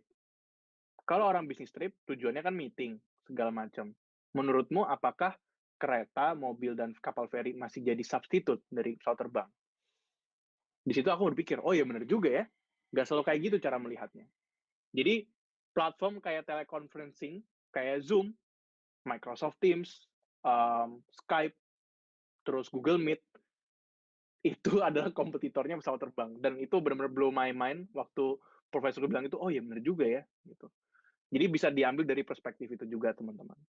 Dan dengan adanya dunia digital ini, basically, ya apapun bisa jadi substitute. Gitu. Kalau Netflix, substitutnya mungkin bioskop, ya kan? Bisa jadi kayak gitu. Atau bahkan substitutnya YouTube, ya kan? Nggak salah kan? Yang penting entertain, gitu. Oke, selanjutnya bargaining power of suppliers. Jadi, seberapa mudah pemasok itu mengontrol produk. Jadi kalau kita, let's say, aku paling suka pakai contoh ini nih, pakai mobil, contoh mobil gitu ya. Mobil kan komponennya banyak teman-teman. Ada engine, ada gearbox, ada chassis, ada kursi, ya kan? Ada transmisi dan segala macam. Dan sekarang itu mobil itu kan kadang-kadang nggak semua komponen itu nggak dibuat oleh satu company yang sama. Gitu. Aku contoh ambil mobil Audi atau mobil BMW gitu ya. Pasti kan mesinnya yang buat mungkin dari company lain. bannya dari company lain, segala macam. Bargaining power of suppliers itu berarti bagaimana supplier ini mengontrol harga untuk bisa mengontrol harga dan itu mempengaruhi si produsennya gitu. Kalau si supplier ini tahu, oh gue banyak klien, ya udah gue bisa mainin harga dengan mudah. Berarti bargaining power of supplier-nya itu tinggi banget gitu. Tapi kalau misalnya dia nggak banyak yang pakai produknya si supplier, dia hanya bergantung ke satu klien doang atau ke satu perusahaan doang, berarti dia bargaining power of supplier-nya rendah. Gitu. Ini juga jadi contoh yang baik ketika kita melihat industri pesawat terbang, teman-teman. Industri pesawat terbang itu supplier power-nya tuh tinggi loh. Karena kan orang beli Boeing, ya kan? Dan Boeing produsennya cuma satu, tapi yang pakai banyak, gitu kan? Jadi dia tinggi banget untuk ngatur harga, gitu. Contohnya supplier kayak gitu. Nanti kita akan ambil contoh suppliernya Revoyu ya. Kita akan lihat. Terakhir, bargaining power of buyers. Seberapa mudah pelanggan mengganti produk atau berganti hati. Asik, berganti hati. Gitu ya. Jadi, misalnya, aku mau pakai Netflix, tapi aku pengen nonton film-film Marvel atau film-film Disney. Gitu kan. Gampang dong aku gantinya, tinggal subscribe ke Disney Plus. Orang Disney Plus lebih murah harganya dibanding Netflix. Gitu kan. Jadi bargaining power aku sebagai buyer, bargaining power itu kayak kekuasaan aku sebagai buyer, itu tinggi. Gitu. Jadi semakin tinggi bargaining of power of buyer-nya, semakin bahaya buat si produknya. Karena ini ngebikin produknya gampang diganti, gampang beralih hati. Kayak gitu, teman-teman. Gitu ya. Jadi kira-kira 5 forces milik Porter. Kita lihat kalau di EduTech tuh kayak gimana. Kita lihat threat of new entrants dulu. Pertama, EduTech itu level of threat of new entrant-nya tinggi, teman-teman. Kenapa? Karena investasi di teknologi nggak banyak. Gitu kan? Terus kurikulum udah dibuat, karena online resources itu udah banyak di luar sana. Jadi ketika kita udah tahu, oh gila, ini tempat kita gampang direplika banget nih, gampang ditiru banget gitu ya. Sebagai tim produk kan kita harus menentukan apa sih yang menjadi pembeda kita. Gitu. Tinggi berarti threat of new entrant-nya. Kedua, threat of substitute-nya. Ini tinggi juga, karena banyak banget yang bisa gantiin EduTech. Contohnya di YouTube, banyak banget kan kelas-kelas gratis di YouTube. Ya nggak? Teman-teman tinggal cari how to bla bla bla, ketemu di YouTube. Gitu. Jadi EduTech itu substitutnya mungkin bukan sekolah. Kalau sekolah ya jelas lah ya. Itu kan bukan kompetitor, karena semua orang harus ke sekolah. Tapi threat of substitute-nya justru kayak hal kayak YouTube nih, yang kita nggak expect. Gitu. Bargaining of power of buyers-nya tinggi juga, teman-teman. Karena banyak layanan dengan harga kompetitif. Benar nggak sih? Pasti banyak. Gitu. Terus layanan EduTech tuh 11-12 lah ya kadang-kadang. Mirip-mirip juga. Itu. Dan yang terakhir, supplier-nya juga tinggi bargaining power-nya. Kenapa? Karena gaji tenaga pengajar itu kompetitif. Pasti mereka bandingin harga nih. Kalau di approach sama vendor A, sama vendor B, lebih cocok yang mana, lebih beneficial yang mana. Terus mereka bisa milih juga gitu kan. Oh, gue lebih prefer yang bayarnya lebih tinggi. Gitu. Nah, melihat hal ini teman-teman, sebagai tim produk, kita harus bisa lihat juga. Karena semuanya high, berarti secara nggak langsung competitive rivalry-nya juga high dong. Berarti kita harus bisa nih, nentuin apa sih yang bikin produk kita beda. What is my value proposition? Bahasa kerennya itu. Value proposition kita tuh apa? Kayak gitu. Kalau kita bisa nemuin itu akan membuat hidup kita lebih mudah lagi. Gitu, teman-teman. Itu untuk 5 forces. Jadi 5 forces ini melihat produk strategi dari faktor eksternal. Sekarang kita masuk ke framework kedua, namanya FRIO, untuk melihat kapasitas dan resource internal sebuah perusahaan. Kalau tadi eksternal, sekarang kita lihat yang resource-based strategi. Jadi kita bisa mengimplementasikan sesuatu karena kita tahu kita memiliki kapabilitasnya dan kita memiliki resource-nya juga. Gitu ya. Jadi resource-based strategi ini kita bisa bilang namanya FRIO. VRIO. Terdiri dari value, rarity, inimitability, sama organizational support. apa aja sih maksudnya dari 4 value ini gitu ya, atau 4 kata-kata ini gitu ya. Yuk kita lihat bareng. Pertama, ada value. Jadi, value itu bisa didefinisikan ketika itu menjadi sebuah hal yang berharga atau valuable ketika kita bisa mengambil sebuah kesempatan. Gitu. We can seize an opportunity atau we can neutralize a threat atau menetralisir ancaman atau kita bisa memberikan sesuatu dengan biaya masuk akal. Contoh value, itu free wifi di coffee shop.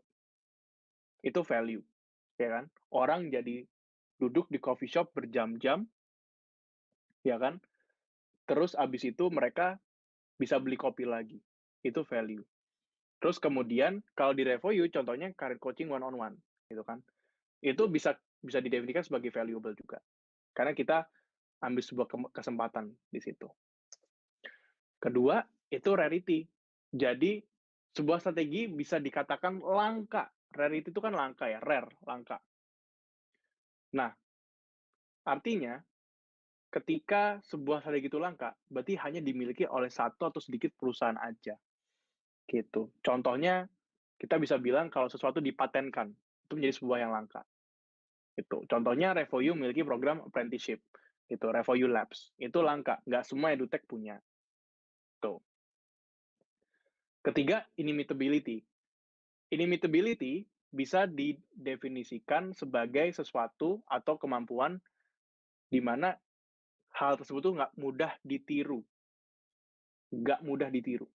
Dan menunjukkan produk tersebut adalah produk yang unik. Contoh, kalau kita mau niru apa yang Apple bikin, itu akan sulit banget. Ya kan? Kita mau bikin iPhone, kita mau bikin iPad, kita mau bikin MacBook, itu hal yang sulit. Gitu. Itu maksudnya inimitability. Jadi nggak gampang dibuat ulang secara teknologi atau secara resource-nya. Contohnya apa yang dimiliki Apple sama apa yang dimiliki oleh Google. Terakhir, organizational support. Jadi apakah perusahaan kita atau organisasi kita itu bisa menyediakan semua yang kita butuhkan untuk menjalankan atau membuat sebuah produk gitu. Termasuk kulturnya, termasuk manpower-nya, termasuk teknologinya. Nah, kalau misalnya semuanya dipenuhi. Jadi kalau aku tanya, apakah itu sesuatu yang valuable? Iya. Sesuatu yang langka? Iya. Sesuatu yang tidak bisa ditiru? Iya. Sesuatu yang disupport oleh company? Iya. Kita bisa bilang itu adalah sesuatu sustain competitive advantage. Itu adalah hal yang bisa bikin kita selalu terdepan, kayak Yamaha, gitu ya. Selalu di depan, gitu. Itu sustain competitive advantage. Tapi misalnya kalau dari awal udah nggak valuable, ya udah disadvantage, gitu kan. Atau something valuable tapi nggak langka ataupun mudah ditiru. Berarti competitive advantage-nya hanya temporary atau sementara. Gitu. Atau bahkan dia valuable, dia rare, dia nggak gampang ditiru, tapi nggak disupport sama perusahaannya, bisa dibilang competitive advantage yang belum digunakan secara menyeluruh. Kayak gitu. Itu teman-teman. Jadi teman-teman mungkin sekarang sedang bekerja di perusahaan, buat teman-teman yang sedang bekerja, teman-teman coba tanya deh, produk atau service teman-teman itu di Frio Framework ini tuh ada di tahap yang mana? Kayak gitu. Nah, ini untuk menutup lecture aku hari ini contoh dari Starbucks, gitu ya. Pasti teman-teman mungkin pernah coba kopi Starbucks atau kopi-kopi yang mirip, gitu ya. Kita bisa bilang Starbucks itu customer experience yang paling bagus, gitu kan. Bisa bilang seperti itulah ya. Ini preferensi orang lah ya. Aku being subjektif di sini.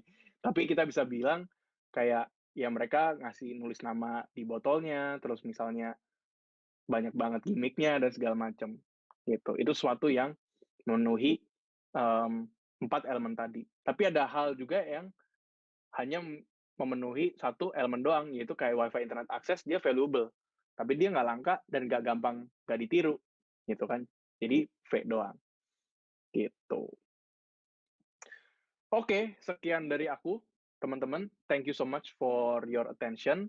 Dan sekarang mungkin kita bisa ngobrol, kita bisa mulai bahas Q&A kali ya, dari teman-teman yang aku udah lihat, wah sangat excited untuk datang di kelas pada hari ini. Oke, thank you semua. Oke teman-teman, tadi gimana sesinya sama Kak Aloy? Seru banget kan ya pastinya. Lalu kemudian mungkin kalian udah punya banyak pertanyaan, terus kemudian mungkin ada hal-hal yang mungkin kalian masih bingung gitu. Kita langsung masuk aja ke sesi Q&A session, di mana di sesi Q&A session nanti akan ada Kak Aloy dan rekan aku Kak Dea nih. Jadi kita langsung aja masuk ya teman-teman, silakan. Oke, kita ini sekarang mau masuk ke Q&A session karena udah banyak banget pertanyaan yang masuk. Tapi lagi-lagi kita mohon maaf ya teman-teman kalau nggak bisa ngejawab semua pertanyaan yang ada. Ini kita udah memilihkan pertanyaan yang banyak ditanyakan sama teman-teman yang lain juga dan juga kira-kira kayaknya bisa insightful juga nih jawabannya nanti buat teman-teman yang lain. Oke, kita masuk ke pertanyaan pertama.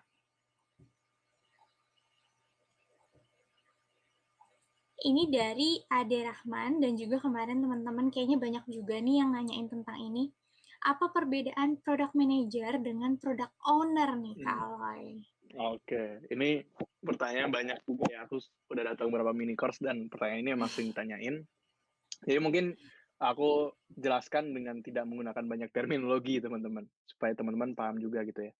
Jadi product owner itu biasanya dia yang fungsinya tuh lebih tactical atau operasional teman-teman. Jadi misalnya kita mau bikin sebuah produk gitu ya, terus kita mau detailin requirement-nya, yang tadi aku bilang ngomong ke engineer sama designer, itu biasanya product owner yang nentuin.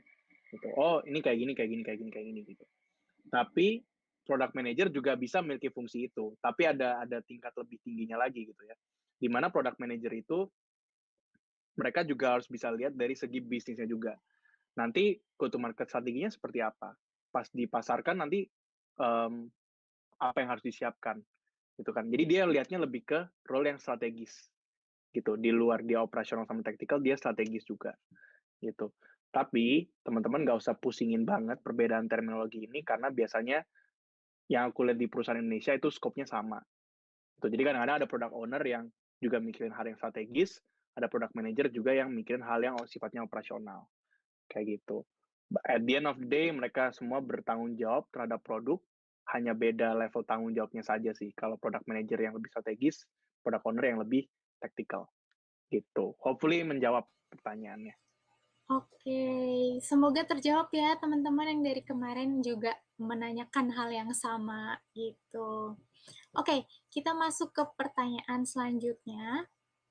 Ini ada dari Tina Panduwinata, izin bertanya bagaimana kita memanage PM pada B2B dan B2C. Mungkin perbedaannya kali ya maksudnya ya. Perbedaannya ya, lebih ke perbedaannya. Thank you, Tina.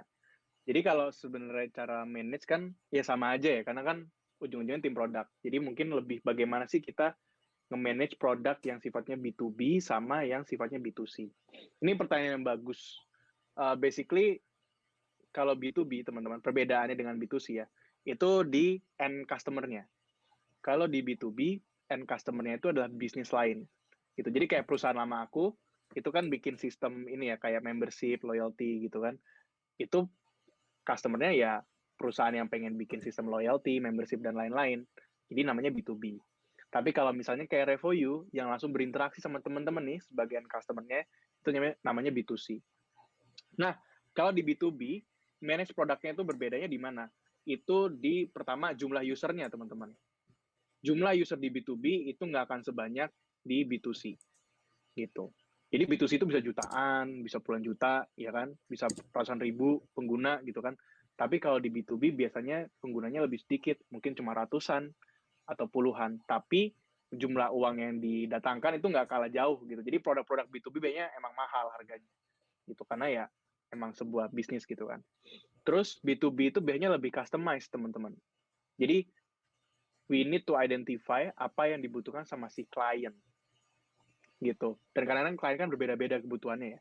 Kita nggak bisa fix ke satu hal. Jadi kadang-kadang ya, aku nggak bilang setiap saat ya, produknya itu di-manage oleh si kliennya. Jadi kayak mereka yang nentuin, gue pengen ini, gue pengen ini, gue pengen ini gitu kan.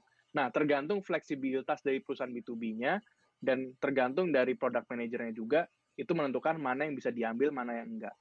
Nah, sedangkan kalau B2C kan nggak kayak gitu juga ya. Jadi B2C kan kita ada sedikit kebebasan untuk menentukan apa yang ingin kita bikin. Yes, kita harus nanya ke usernya juga, kita harus pastiin juga. Tapi at the end of the day, itu open to interpretation dan kita nentuin nih, oh ini yang akan kita bikin untuk mengadres masalah ini. Gitu. Jadi secara volume udah berbeda, kemudian secara nature dari usernya juga udah berbeda. Gitu. Tapi untuk masalah research-nya itu sama aja teman-teman. Teman-teman pengen research kuantitatif, itu bisa di B2B, bisa di B2C. Pengen research kualitatif, itu bisa di B2C, bisa di B2B juga. Kayak gitu. Dan biasanya terakhir, mungkin dari aku, roadmap dari B2B, roadmap itu yang tadi aku bilang ya, yang kita udah prioritasin, kita kasih timeline, itu biasanya lebih pendek dibanding B2C. B2C mungkin 6 bulan, setahun, atau ya pokoknya lebih panjang lah ya.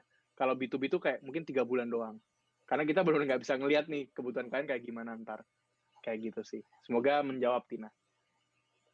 Oke, thank you Kak Aloy. Semoga menjawab ya untuk pertanyaannya dan juga teman-teman mungkin yang punya pertanyaan yang sama. Kita masuk ke pertanyaan selanjutnya. Ini kayaknya banyak banget nih yang nanyain bedanya aja. Mungkin kayaknya banyak mirip-mirip kali ya product management sama role lain nih kayaknya nih Kak Aloy. Jadi banyak banget yang nanya-nanyain. Izin bertanya, ini dari Rifat Maulana. Bedanya UX designer sama product manager itu apa, Kak? Oke. Thank you, Rifat. Ini pertanyaan bagus banget nih.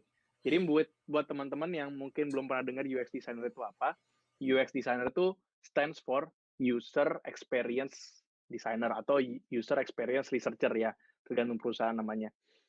Fungsi dari departemen ini adalah menentukan bagaimana sih user itu berinteraksi dengan produk kita dengan lebih seamless atau lebih lebih gampang, lebih mudah gitu. Itu fungsinya UX researcher. Jadi mereka akan bikin sebuah gambaran, oh ini kalau klik kayak gini, kayak gini, kayak gini, kayak gini, kayak gini gitu kan. Baru ntar dikasih ke desainer untuk dibikin warna-warnanya, button-buttonnya, desain-desainnya gitu. Nah, bedanya apa UX researcher sama product manager? UX researcher itu, teman-teman, secara fundamental, fokusnya ke user saja. Namanya user experience, ya kan? Fokusnya ke user aja. Jadi mereka akan melihat apa yang membuat user itu kesulitan. Simpelnya kayak gitu. Product manager juga, mereka akan melihat usernya.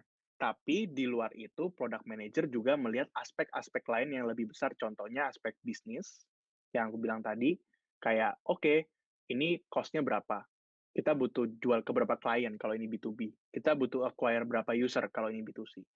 Gitu, itu bisnis. Dan kedua itu dari segi engineering-nya juga. Ini teknologinya feasible nggak untuk diimplementasi? Bisa nggak diimplementasi?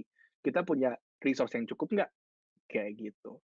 Jadi kalau aku boleh gambar lingkaran lagi, lingkaran besarnya itu product manager, tadi ada lingkaran kecil project management, ada lingkaran kecil lagi UX research atau UX design.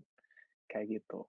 Jadi untuk summarize, UX research itu fokus ke user, product manager juga, tapi di luar itu product manager juga fokus ke bagian bisnisnya sama bagian engineering-nya. Jadi lebih luas skopnya untuk PM. Oke, jadi kalau PM tuh lebih luas ya teman-teman. Betul. Sebenarnya ada berkaitan juga berarti ya kalau ya, cuman product Ada manager irisannya, lebih ada luas. irisannya, ada Ya, irisannya. ya. Yes. Oke, semoga terjawab ya teman-teman yang penasaran. Ini juga nih, ada lagi yang nanya bedanya lagi nih. Bedanya product manager sama business or product development. Nah, Oke, Mio, ini pertanyaan bagus nih. Jadi mungkin one thing first ya. Jadi product development itu apa yang dilakukan sama PM basically. Jadi itu bukan sebuah fungsi ya, bukan sebuah departemen, tapi itu sesuatu yang dilakukan sama PM. Jadi mungkin pertanyaannya bedanya PM sama business development gitu kan. Nah, kalau ini sama kayak yang kasusnya UX researcher tadi sama product manager. Kalau misalnya business development itu fungsinya kayak sales teman-teman ya. Mungkin teman-teman pernah datang ke mini course yang tech in sales dulu gitu kan. Fungsinya sama kayak sales basically. Jadi mereka melihat opportunity bisnis baru. Mereka cari klien, mereka meeting sama klien, mereka closing segala macam. Product manager ada sebagian pekerjaannya di situ, tapi dia juga fokus ke hal yang lebih besar lagi. Ya bagian desain yang tadi, bagian user experience, ya bagian engineering yang tadi kita ngomong sama tim engineering. So basically sama teman-teman. Jawabannya mirip sama UX researcher, hanya beda beda departemen aja gitu kan. Kalau business Iya, iya. development fokus ke bisnisnya, PM tuh ada lagi di luar bisnis gitu, teman-teman. Iya, Jadi iya. konsep gedenya sih sebenarnya kayak gitu. Gitu. Oke. Jadi PM tuh emang luas banget ya, ini peranan kerjanya ya. Betul. Ya, ya. Betul, teman-teman. Gitu, teman-teman kayak makin tertarik nih. Makin sangat menantang ya, teman-teman ya, untuk jadi product manager. Iya, Mungkin teman-teman makin tertarik nih makanya. abis ini. Makanya salary-nya gede, guys. Bocoran Tuh, dikit. udah dikasih bocoran loh sama Kala. Salary besar, tanggung jawab besar ya kan? Iya. Benar-benar banget, tanggung Gitu. jawabnya juga besar tuh teman-teman. Oke, Oh, kita masuk ke pertanyaan selanjutnya. Ini dari Farel. Bagaimana pendekatan seorang PM ke kompetitornya dalam mengetahui kelebihan dan kekurangan produk? Berarti dilihat dari sisi oke. kompetitor gitu ya. Yes, nih pertanyaan bagus nih Farel, dan aku akan sharing pengalamanku. Aku nggak tahu Oke. ini sebuah jawaban yang bodoh atau pintar, cuma aku akan share aja gitu ya. Jadi cara mudahnya Farel adalah kalau pengen tahu kompetitor itu ngapain, dua cara.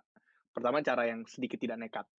Jadi kan kompetitor itu kan pasti punya aplikasi lah ya, kita anggap aja punya aplikasi. Di aplikasi itu kan kita bisa lihat App Store, bisa lihat Google Play Store gitu kan.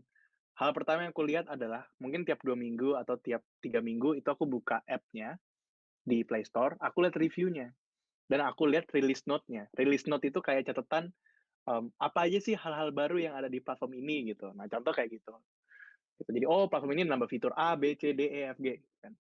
Dari situ aku filter reviewnya dari tanggal release note-nya di release misalnya.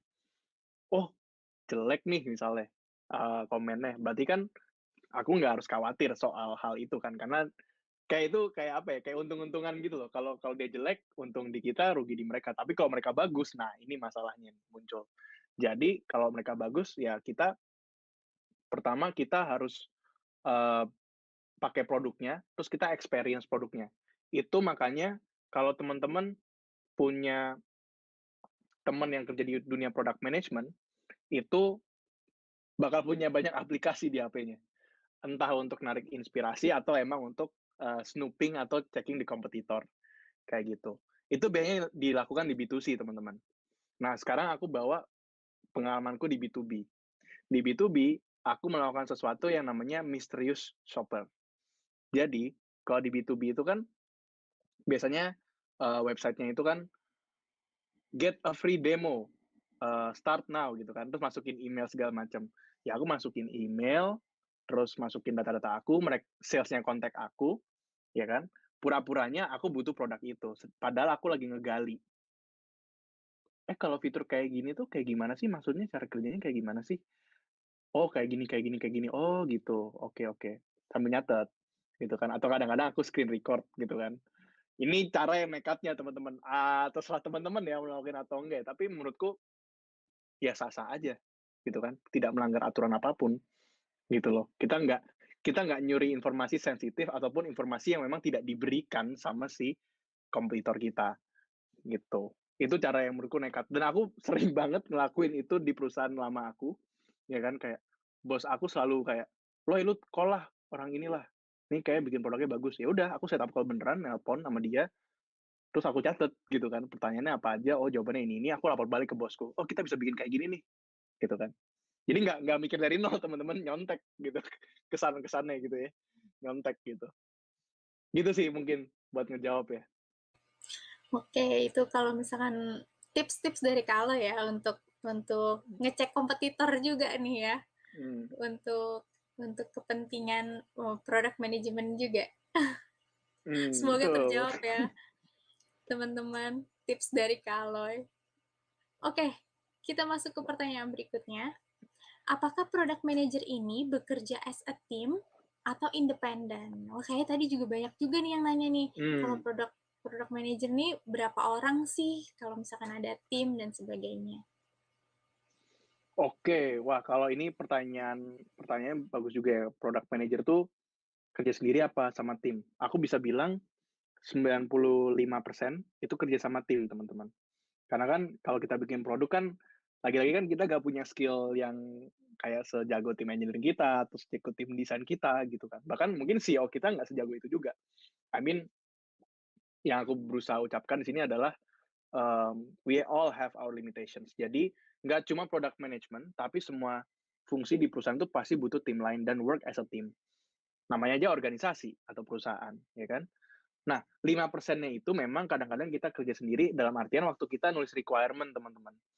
Jadi kan kadang-kadang requirement tuh ada yang kita udah tahu gitu kan, kita tulis sendiri. Atau mungkin kita udah bikin research brief, udah tahu mau research apa, kita eksekusi research-nya, tapi nggak ada tim researcher, ya udah kita yang eksekusi sendiri gitu.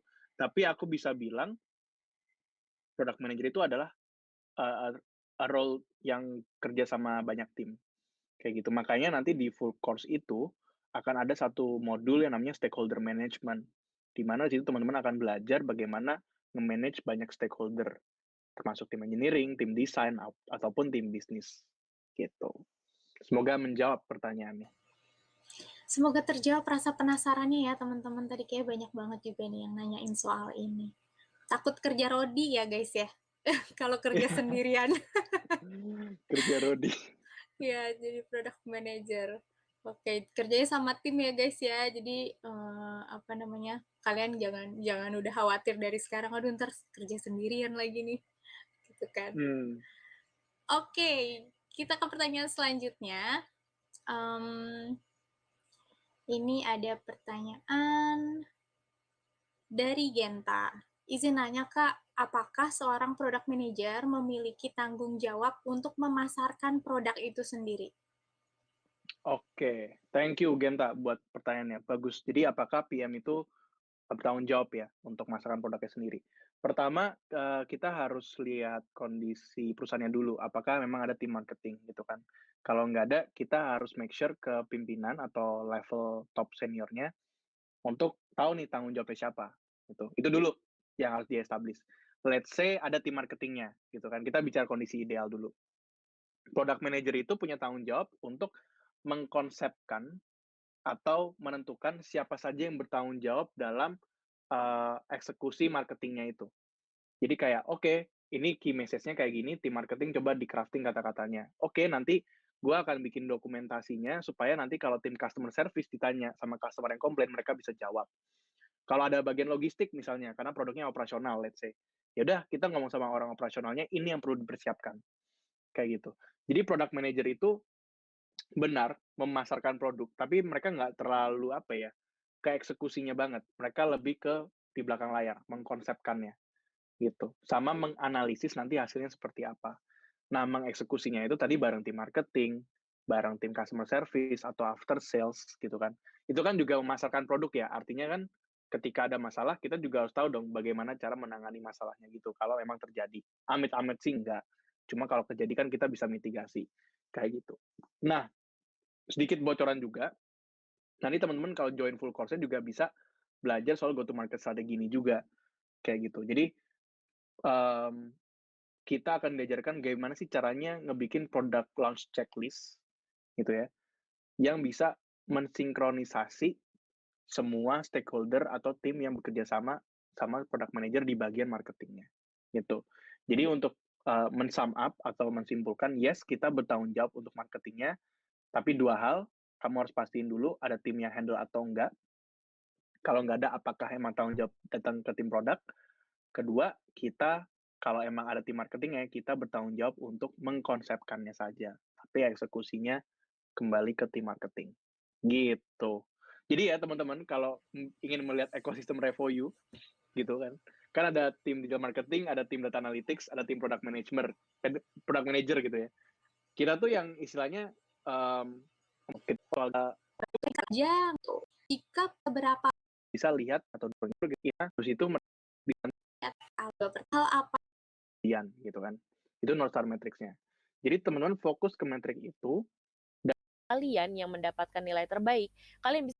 Oke, udah ada beberapa respon, mungkin kita langsung lanjut aja kali. Juga ya sebelumnya, retention tuh kayak Untuk kalian yang ngerasa masih ada link yang ada sekarang kita skill product bagikan, jadi kalian bisa pelajarin ulang nih. Dan untuk case study ini sifatnya opsional, tapi sarannya juga gitu kan dulu nih untuk maksimal, kalian bisa mendapatkan kecocokan kalian untuk mendukung kalian nih, skills kalian bisa dan juga di khusus ya. Jadi ada sesi juga yang nggak kalah serunya. Kalian yang tadi jangan sampai lupa untuk isi form kehadiran untuk kalian bisa dapatkan sertifikat mini course. Nah, formnya cuma bisa kalian akses melalui YouTube ini loh. Gampang banget kok cara